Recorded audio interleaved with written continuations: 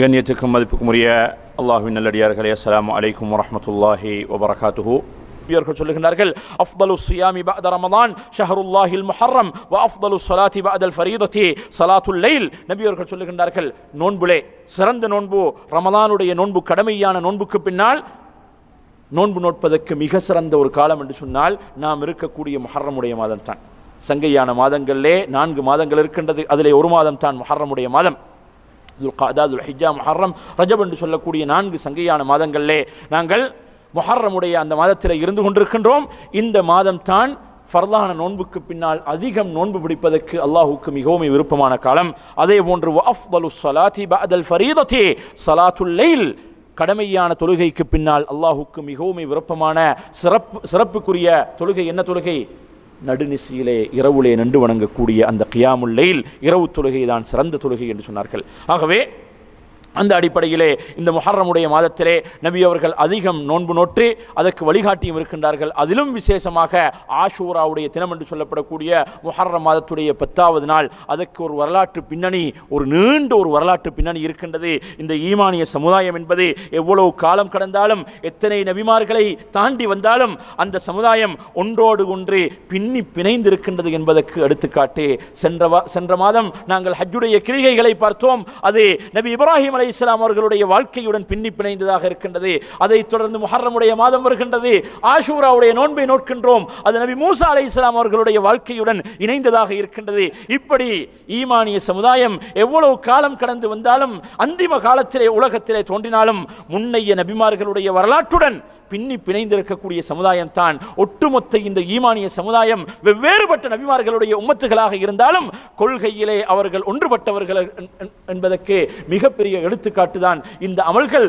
இவ்வளவு காலம் கடந்தும் இது இந்த உம்மத்திலே தேங்கி இருக்கின்றது என்பது பெரிய எடுத்துக்காட்டாக இருந்து கொண்டிருக்கின்றது.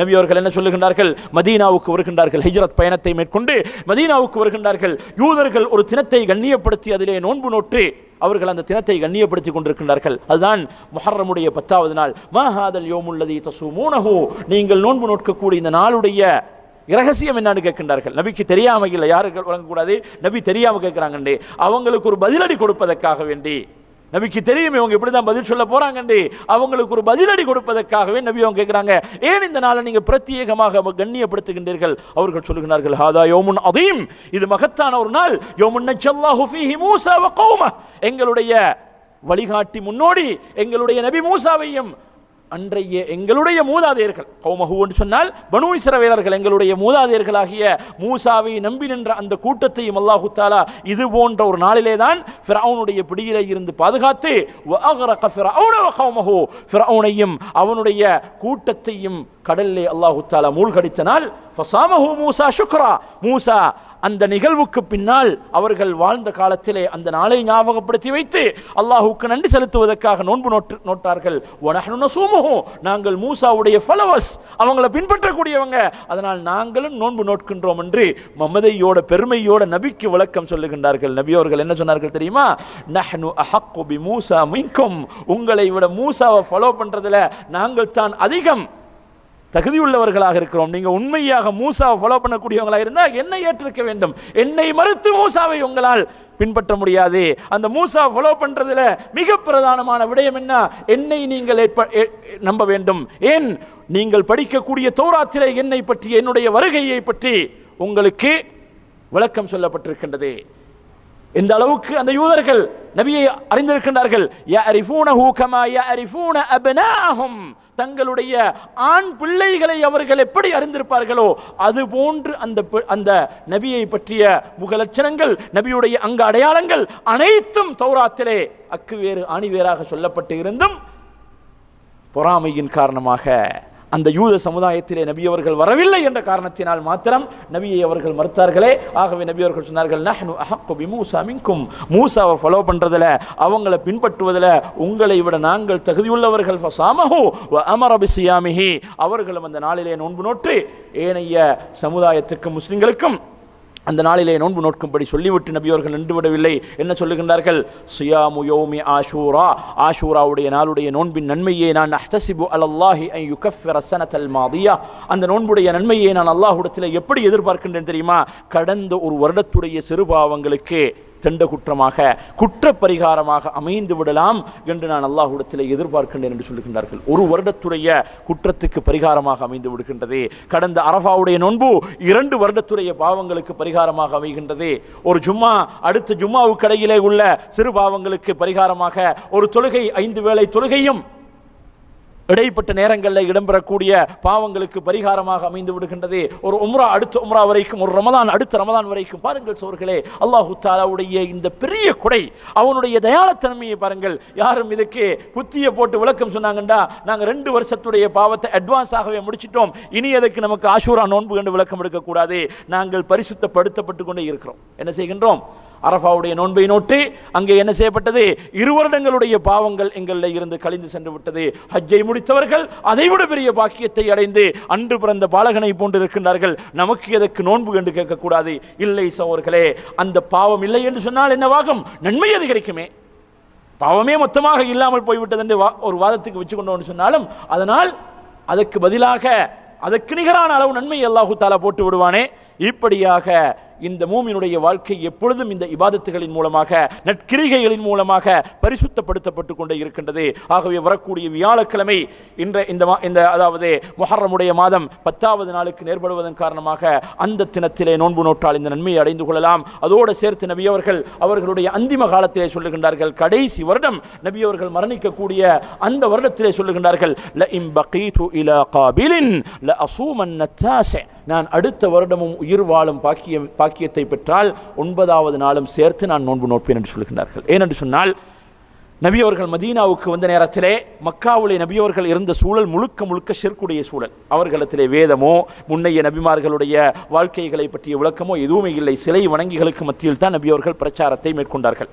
மதீனாவுக்கு வந்தால் நிலைமை மாறுகின்றது. அங்கே வேதம் கொடுக்கப்பட்டவர்கள் இருக்கின்றார்கள், யூதர்கள் இருக்கின்றார்கள், பக்கத்திலே கிறிஸ்தவர்கள் கூட இருந்தார்கள்.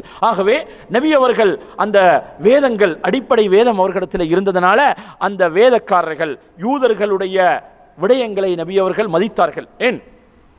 அல்லாஹுடைய வேதங்கள் தானே என்ற காரணத்தினால். ஆனால் காலப்போக்கிலே அவர்கள் மார்க்கத்தின் பெரும் துரோகிகள் என்பதை நபி அவர்கள் இனங்கண்டதன் காரணமாக நபி அவர்கள் முடிவெடுக்கின்றார்கள், இவர்களுக்கு எல்லா விடயங்களிலும் நாங்கள் மாற்றம் செய்ய வேண்டும். மார்க்க விடயமாக இருக்கலாம், எங்களுடைய பழக்க வழக்கங்களாக இருக்கலாம், நடையுடை பாவனைகளாக இருக்கலாம், அனைத்திலுமே யூதர்களுக்கு நாங்கள் மாற்றம் செய்ய வேண்டும். அதனால் தான் நபி அவர்களுடைய வழிகாட்டல் என்ன வந்திருக்கின்றது? ஹாலிஃபுல் யஹூத வன்னசாரா, யூத கிறிஸ்தவர்களுக்கு நீங்கள் மாற்றம் செய்யுங்கள், உங்களுடைய தாடிகளை வளர்த்து விடுங்கள், மேல் மீசைகளை கத்தறியுங்கள். இது போன்ற எத்தனை விடயங்களிலே சஹர் செய்யக்கூடிய விடயத்திலே அவர்கள் சஹர் செய்யாமல் நோன்பு நோட்கின்றார்கள். நீங்கள் சஹர் செய்து நோன்பு நோற்றுக் கொள்ளுங்கள். இப்படியாக இபாதத்துகளையும் தான் நடையுடை பழக்க வழக்கங்களையும் தான் நபி அவர்கள் மாறு செய்து வந்து சொன்னார்கள், நான் அடுத்த வருடம் உயிருடன் இருந்தேன் என்று சொன்னால் யூதர்களுக்கு மாற்றம் செய்து. ஏன்? மதீனாவுல முஸ்லிம் சமுதாயமும் இங்கே 10வது நாள் நோன்பு நோக்கின்றார்கள், யூத சமுதாயம் நோன்பு நோக்கின்றார்கள். அவர்கள் என்ன சொல்ல ஆரம்பித்து விட்டார்கள்? இதோ பார்த்தீங்களா, நாங்கள் தான் இவங்களுக்கு இந்த ஆஷூராவுடைய நோன்புக்கு வழிகாட்டினோம், எங்களை பின்பற்றி தான் இவங்க நோன்பு நோக்குறாங்க என்ற விளக்கம் வந்து விட்டது. அதனால் சொன்னாங்க, அவர்களுக்கு மாறு செய்து 9வது தினமும் சேர்த்து நீங்கள் நோன்பு நோட்டு விடுங்கள் என்ற விளக்கத்தை சொன்னார்கள். ஆகவே புதன் வியாழனாகிய 2 நாட்களும் நோன்பு நோற்றால் அந்த 2 நன்மையும் அடையலாம். ஆஷூராவுடைய நோன்பு நோற்ற நன்மை, யூதர்களுக்கு மாறு செய்த நன்மை. நோன்புலே மாத்திரமல்ல சோர்களே, முன்னால் சொல்லப்பட்ட விடயங்களிலும் எங்களுடைய ஏனைய விடயங்களிலும் அந்த யூத சமுதாயத்துக்கு நாங்கள் மாறு செய்யும்படி வழிகாட்டப்பட்டிருக்கின்றோம். ஆகவே வசதியுள்ளவர்கள் அந்த 2 நாள் நோன்பு நோட்பது சிறந்தது. அதற்கு வசதியற்றவர்கள் ஆக குறைந்தது ஒரு நாளாவதே அந்த நோன்பை நோற்றுக்கொள்வதுதான் சிறந்ததாக இருந்து கொண்டிருக்கின்றது. ஆகவே அந்த நோன்பை தவற விடாமல் ருபைய்யா பின்த் முஅவ்வித் என்று சொல்லக்கூடிய நபித்தோழி என்ன சொல்லுகின்றார்கள்? நாங்கள் ஆஷூராவுடைய நோன்பு நோட்பதுடைய விடயத்தில் எந்த அளவு கரிசனையாக இருந்தோமோ, எந்த அளவுக்கு என்று சொன்னால் நாங்கள் நோன்பு நோற்று எங்களுடைய சிறு பிள்ளைகளுக்கும் நாங்கள் நோன்பு நோட்க வைத்து அவர்களை மாலை நேரமாக கூடிய நேரத்திலே பசியினால் அவர்கள் கதறினால் அவர்களுக்கு நஸ்னா உலகுமுல் லுஅபத மினல் இஹன், நாங்கள் பஞ்சிலான பொம்மைகளை அவர்களுக்கு தயார்படுத்தி கொடுத்து அவர்கள் அப்படியே மரக்கடிக்க செய்து கொண்டிருப்போம். நோன்பு திறக்கும் நேரம் வரைக்கும், சூரியன் மறையும் நேரம் வரைக்கும் அவர்களை கொஞ்சம் மரக்கடிக்க செய்து பராக்கு காட்டி விளையாட்டு காட்டிக்கொண்டு அந்த நோன்பை நாங்கள் நோட்க வைத்தோம். சுப்ஹானல்லாஹ். ஆஷூராவுடைய நோன்புடைய வரலாறு நீண்டு சகோதரர்களே. நபி அவர்கள் ஜாஹிலியா காலத்தில் மக்காவில் இருக்கக்கூடிய காலத்திலேயும் நோன்பு நோற்றதாகவும் ஹதீஸ்களிலே வந்திருக்கின்றது. எப்பொழுது ரமலானுடைய நோன்பு கடமையாக்கப்பட்டு விட்டதோ அப்பொழுதுதான் ஆஷூராவுடைய நோன்பை நபி அவர்கள் கைவிட்டார்கள். மீண்டும் மதீனாவிலே வந்து அந்த நோன்பை தொடர்ந்து அதிலும் கடைசி வருடம் நபி அவர்கள் தோழர்களுக்கு சொன்னார்கள், அடுத்த வருடம் உயிரோடு இருந்தால் அந்த யூதர்களுக்கு மாற்றம் செய்து இன்னொரு நாள் நான் சேர்த்து நோன்பு பிடிப்பேன். ஆகவே இந்த ஆஷூராவுடைய நோன்பிலே மிக சிறந்த முறை என்னான்னு சொன்னால் 2 நாட்கள் நோன்பு பிடிப்பது. அது 9, 10 இருந்தால் சிறந்ததே. 9 முடியாமல் ஏதாவது ஒரு சோழியின் காரணமாக 9 முடியாமல் போனவர்கள் 10, 11 பிடித்தாலும் மாறு செய்தேன் என்ற அந்த நிலை இவருக்கு ஏற்படுமா இல்லையா? யூதர்களுக்கு நான் மாறு செஞ்சிட்டேன், 10 மட்டும் பிடிக்காம 11 பிடிச்சி மாறு செய்து விட்டேன் என்ற நிலை கிடைக்கும். இது ஆக சிறந்த முறை. 2வது கட்டம் வந்து 10வது நாள் மாத்திரம் நோன்பு பிடிப்பது. சில அறிஞர்கள் இதிலே 3 நாட்கள் நோன்பு பிடிப்பதற்கும் ஆதாரம் சொல்லியிருக்கின்றார்கள். அது சம்பந்தமாக வந்த ஹதீஸ் பலவீனம் என்றதனால் அதை நாங்கள் வலியுறுத்தவில்லை. ஆனால் ஒரு மனிதர் ரமலானுடைய அதாவது முஹர்ரமுடைய மாதத்தில் தொடர்ச்சியாக அதிகபட்சமான நாட்கள் நோன்பு நோட்டு வர்றாருன்னு சொன்னால் அவர் பிரச்சனை இல்லை. அவர் இப்போது அன்வியால் அன்வள்ளி சனி ஞாயிறு திங்கள் இப்படி தொடர்ந்து பிடிச்சாருன்னு சொன்னால் அவருக்கு அது பிரச்சனை இல்லை. ஆகவே இந்த ஆஷூராவுடைய நோன்பு நமக்கு எதை வலியுறுத்துகின்றது என்று சொன்னால், எதை வலியுறுத்துகின்றது சோர்களே? இன்னும் ஒரு கோணத்தில் இந்த ஆஷூராவுடைய நோன்பை நாங்கள் பார்த்தோம் என்று சொன்னால், ஒரு ஈமானிய சமுதாயத்துக்கு ஈமான் கொண்ட ஒரு மனிதனுடைய உள்ளத்திலே ஒரு திருப்தி வர வேண்டும். அநியாயங்கள், அக்கிரமங்கள், வழிகேடுகள் எவ்வளவு தான் தலை தூக்கி இருந்தாலும், எவ்வளவு நீண்ட காலமாக இருந்தாலும், எவ்வளவு அதாவது ஆதரவை பெற்றிருந்தாலும் அதனுடைய முடிவு பயங்கரமானதாகத்தான் இருக்கும். மிக பயங்கரமான முடிவின் பக்கம் தான் அந்த அக்கிரமக்காரர்கள் எடுத்து செல்லப்படுவார்கள். ஃபிரௌனை விட ஒரு அக்கிரமக்காரனை இந்த உலக வரலாறு அறிந்திருக்கின்றதா? சுப்ஹானல்லாஹ். அந்த பனு இஸ்ரவேலர்களே நபி மூசா பிறக்கக்கூடாது என்பதற்காக வேண்டி பல்லாயிரக்கணக்கான குழந்தைகளை கொண்டு குவித்தவன். நபி மூசா அலைஹிஸ்ஸலாம் அவர்கள் பிறந்ததுக்கு பின்னால் அதற்கு பின்னாலும் அந்த சமுதாயத்தை அவன் அப்படியே ஒடுக்கி அவர்களுக்கு அநியாயம் செய்து அக்கிரமம் செய்து மிகப்பெரிய அட்டகாசங்களை உலகத்திலே புரிந்த அந்த ஃபிரௌனை அல்லாஹு தஆலா இன்றைய அநியாயக்காரர்களை விட்டுவிட்டதை போன்று ஓரிரு வருடமல்ல பல தசாப்தங்கள் அல்லாஹு தஆலா அவனை விட்டு வைத்திருந்தான். அவனுடைய அனைத்து அநியாயங்களையும் அக்கிரமங்களையும் அரங்கேற்றி முடித்து இனி எனக்கு மேலால் யாரும் இல்லை என்ற நிலைக்கு வந்து கடவுள் தன்மையை வாதிடும் அளவுக்கு அவனை கைவிட்டான். சுப்ஹானல்லாஹ். அப்படி இந்த உலகத்தில் யாரும் இருக்காங்களா? அவன் இந்த அநியாயங்களை செஞ்சு போற நேரத்தில் அவனுக்கு ஒரு மமதை வருகின்றது. என்ன குற்றம் பிடிப்பதற்கு, என்னிடத்தில் பழி வாங்குறதுக்கு யாருமே இல்லை, அப்ப நான் தான் கடவுளப்பா என்ற ஒரு மனநிறைவு அவனுக்கு வரும் வரைக்கும் அல்லாஹ் அவனை கைவிட்டான். இதான் அல்லாஹு தஆலாவுடைய சுன்னத். மா அலிம்து லக்கும் மின் இலாஹின் கைரி, என்னை தவிர உங்களுக்கு வேறு கடவுள் இல்லை, என்னை தவிர உங்களுக்கு வேறு கடவுள் இல்லை என்ற ஒரு மனநிறைவு அவனுக்கு வந்தது. ஏன் பொய்யா இல்லையா? என்ன ஒரு பாவத்தை தவற செய்யக்கூடிய மனிதன் ஒன்றை செய்வான், ஒரு கொலை செய்வான், 2 கொலை செய்வான், 4 கொலை செய்வான், தண்டனை இல்லை, சட்டத்தில் என்னை யாரும் கண்டுகொள்றதில்லை, எனக்கு மேலால் யாரும் இல்லை என்றால் அவனுக்கு மமதை அதிகரிக்கும், இன்னும் பெருமை வரும், இன்னும் அநியாயம் செய்வதற்கு அவனை தூண்டிவிடும் அந்த ஷைத்தான், அவனுடைய மனோ இச்சை தூண்டிவிடும்.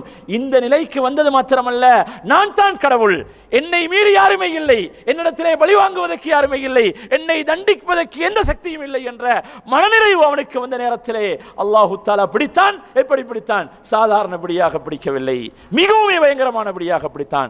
அவனோடு சேர்த்து 6 லட்சத்துக்கு அதிகமான அவனுடைய ஒட்டுமொத்த படையை அந்த ஆழ்கடலிலே மூழ்கடித்தது மாத்திரமின்றி உன்னை போன்ற ஃபிரௌன்கள் நாளை மறுமை வரைக்கும் இந்த உலகத்திலே தோன்ற இருக்கின்றார்கள். அவர்கள் அனைத்து பேர்களுக்கும் நீ ஒரு முன்னோடியாக இருக்க வேண்டும். உன்னை கேவலப்படுத்துவதற்காக வேண்டித்தான் ஃபிரௌனை அல்லாஹு தஆலா அவனுடைய ஜடலத்தை பாதுகாத்து வைத்திருக்கின்றான். எகிப்திலே அந்த நூதன சாலையிலே அவனை பாதுகாத்து வைத்திருப்பது கண்ணியத்துக்காக வேண்டியல்ல. இன்றைக்கு சில பேர் நினைப்பாங்க மரணித்த ஜனாஸா அப்படியே உயிரோடு இருக்குதுன்னா கண்ணியம். எல்லா நிலையிலும் கண்ணியம் அல்ல. சில நேரம் அல்லாஹு தஆலா ஃபிரௌனை வைத்திருக்கின்றான் கேவலப்படுத்துவதற்காக வேண்டி. அவனை அப்படியே வைத்து நாளை மறுமை வரைக்கும் வரக்கூடியவர்களுக்கு ஒரு பெரிய எடுத்துக்காட்டாக அவன் கெஞ்சுகின்றான். கடைசி நேரத்திலே அவனுக்கு ஞானம் பிறக்கின்றது. இல்லை, எனக்கு மேலால் ஒரு சக்தி இருக்கின்றது, இயங்கிக் கொண்டிருக்கின்றது, என்னை எப்பொழுதும் பிடிப்பதற்கு அவன் சக்தி உள்ளவனாக இருந்தான். அவனுடைய கருணை காரணமாக எனக்கு அவகாசம் கொடுத்து கொண்டே இருந்தான். நான் அதை ஏறிட்டும் பார்க்கவில்லையே, பெருமையிலே நான் மூழ்கி இருந்தேனே, மமதையிலே நான் உறங்கி கிடந்தேனே என்ற உணர்வு அவனுக்கு வருகின்றது. அப்பொழுதுதான் இப்பொழுதுதான் அவனுக்கு ஞானம் பிறந்திருக்கின்றது. அப்பொழுது ஈமான் கொள்ளுகின்றேன், அந்த பனூ இஸ்ரவேலர்கள் ஏற்றுக்கொண்ட இறைவனை நான் ஏற்றுக்கொண்டு விட்டேன் என்று கத்துகின்றான், கதறுகின்றான். அல்லாஹ் சொல்லுகின்றான், இப்பொழுது என்னுடைய பிடியிலே நீ வந்து சிக்கிவிட்டாய். இவ்வளவு நீண்ட அவகாசத்தை உனக்கு தந்தேன், இவ்வளவு நீண்ட அநியாயங்களை நீ செய்தாயே, இதையெல்லாம் நான் சும்மா பாராமுகமாக இருக்கவில்லை, அனைத்தையும் நான் அவதானித்துக் கொண்டிருந்தேன், உனக்கு அவகாசம் கொடுத்து கொண்டே இருந்தேன். உன் மீது உனக்கு மாத்திரம் 2 நபிகள், சுப்ஹானல்லாஹ், உனக்கு மாத்திரம் 2 நபிகள், மூசாவோடு சேர்த்து ஹாரூனையும் 2 சகோதரர்களை, உடன் பிறந்த 2 சகோதரர்களை ஒரு மனிதனுக்காக நபியாக அனுப்பி அல்லாஹு தஆலா அவனை நேர்வழியின் பக்கம் அழைத்தான். ஆனால் அல்லாஹுடைய நாட்டத்திலே அவனுக்கு ஹிதாயத்து இல்லை. இதை அல்லாஹு தஆலா நிகழ்த்தி காட்டுகின்றான். அநியாயக்காரர்கள் அவர்களுடைய அநியாயத்திலே, அத்துமீறல்களே, அடக்குமுறைகளிலே எவ்வளவுதான் ஒரு இடத்தை எட்டி பிடித்தாலும் முடிவு ஃபிரௌனுடைய முடிவுதான், இந்த கேவலமான முடிவுதான் அவர்களை எதிர்பார்த்து கொண்டிருக்கின்றது என்பதை அவர்கள் அறியாமல் இல்லை, அவர்களுக்கு தெரியும். ஆனால் அவர்களுடைய அந்த மமதை அவர்களை விட்டுக் கொடுக்கவில்லை. இது இந்த ஆஷூராவுடைய நாளின் படிப்பினையில் இருந்து நாங்கள் மிக முக்கியமாக எடுத்துக்கொண்டு மன திருப்தியுடன் வாழ வேண்டும். அது என்னுடைய தனிப்பட்ட வாழ்க்கையில் இருந்தாலும் சரி, என்னுடைய பக்கத்து வீட்டுக்காரனுக்கு அநியாயம் செய்து கொண்டே இருக்கின்றான், உடன் பிறந்த சகோதரன் அநியாயம் செய்து கொண்டே இருக்கின்றான், எனக்கு சமுதாயத்திலே அநீதி நடந்து கொண்டே இருக்கின்றது. நிச்சயமாக பொறுமையாக இருங்கள் சகோதரர்களே, நிச்சயமாக அந்த அநீதியுடைய முடிவு அழிவாகத்தான் இருக்கும் என்பதற்கு இது பெரிய எடுத்துக்காட்டாக இருக்கின்றது. அதே போன்று முன்னால் சொன்னதை போன்று இந்த ஈமானிய சமுதாயம் எப்படி பின்னி பிணைந்து இருக்கின்றது என்பதற்கும் இந்த ஆஷூராவுடைய நோன்பு எடுத்துக்காட்டாக இருக்கின்றது. அதே போன்று யூதர்களுக்கு மாறு செய்யக்கூடிய விடயத்திலும் இந்த ஆஷூராவுடைய நோன்பு நமக்கு மிகப்பெரிய போதனைகளை, படிப்பினைகளை உணர்த்துகின்றது. 4ஆவதாக நபி ஸல்லல்லாஹு அலைஹி வஸல்லம் அவர்களுடைய கட்டளைகளை அந்த நபித்தோழர்கள் எடுத்து நடப்பதில் எவ்வளவு மும்முரமாக இருந்தார்கள். நபி அவர்கள் ஆஷூராவுடைய தினத்துடைய காலையிலே செய்தி அனுப்புகின்றார்கள், மதீனாவுல எல்லா இடங்களுக்கும் செய்தி அனுப்புகின்றார்கள். யாரெல்லாம் இன்று காலையிலே நோன்பு நோட்டவர்களாக அதாவது எழுந்திருக்கின்றீர்களோ நீங்கள் உங்களுடைய நோன்பை மக்ரிப் வரைக்கும் நீங்கள் தொடருங்கள். யாருக்கெல்லாம் தகவல் வரவில்லையோ, நோன்பு இல்லாமல் ஆஷூராவுடைய நாளையில் நீங்கள் காலையில் எழுந்திருக்கிறீங்களோ, நீங்கள் நோன்பாளிகளை போன்று பாசாங்கு செய்து அந்த நாளிலே நீங்கள் நோன்பாளிகளை போன்று நீங்கள் பாசாங்கு செய்து கொள்ளுங்கள் என்ற விளக்கத்தை சொன்னார்கள். அதை கேட்டு அன்று மதீனாவிலே நோன்பு பிடிப்பதற்கு வசதியுள்ள அனைத்து பேர்கள் நோன்பு நோட்டார்கள், வசதியற்றவர்கள் நோன்பு பிடிப்பதை போன்று பாசாங்கு செய்து கொண்டிருந்தார்கள் என்று வரலாறு சொல்லுகின்றது, சஹீஹான ஹதீஸ்கள் சொல்லுகின்றது. அந்த அளவுக்கு கண்ணியப்படுத்தப்பட்ட ஒரு நாளாக இருந்து கொண்டிருக்கின்ற சோர்களே.